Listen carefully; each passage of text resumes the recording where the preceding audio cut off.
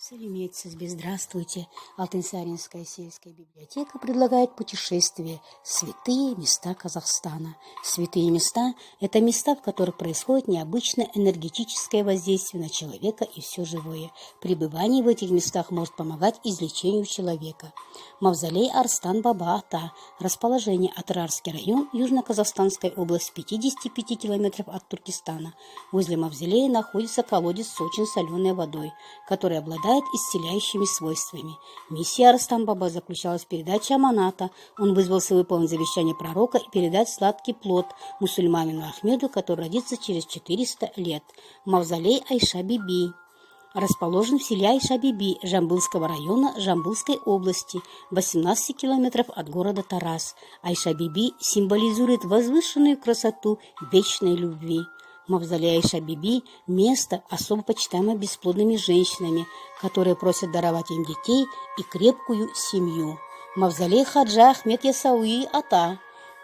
Когда ему исполнилось 63 года, он вырыл землянку и стал жить в ней. Говорят, что в подземелье он прожил столько же, сколько на земле, и умер глубоким старцем.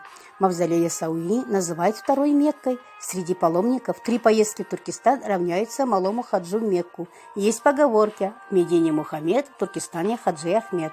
Мавзолей Байдибек Караша-Улы.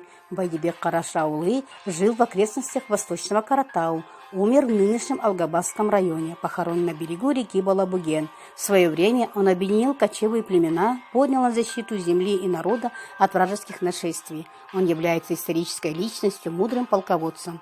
Мавзолей Домалагана расположен в Южно-Казахстанской области, на южном склоне Каратау, в долине реки Балабуген.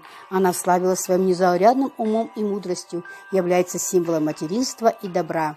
По преданию, в мавзолее Домалагана есть 2 священных камня, пройти между которыми может только праведный человек. Подземная мечеть Бекет-ата. По народным поверьям, Бекет-ата не оставлял в беде тех, кто обращался к нему за помощью. Он исцелял людей, к нему приходили немощные и страдающие. Он даровал им здоровье и жизненные силы. Прославился также как целитель. Подземное озеро Конор-Аулие. В окрестностях Семипалатинска на берегу реки Шаган находится святыня Конор-Аулие. В конце пещеры расположено озеро. Она глубокая, и вода в нем удивительной чистоты. Пещера считается святым местом, так как чудотворно действует на здоровье. Особенно вода помогает преодолеть бесплодие.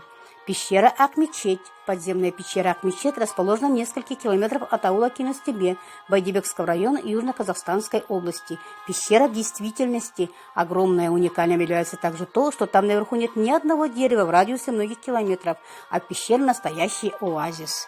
На этом наше путешествие заканчивается. Назарларыңызға рахмет. Спасибо за внимание.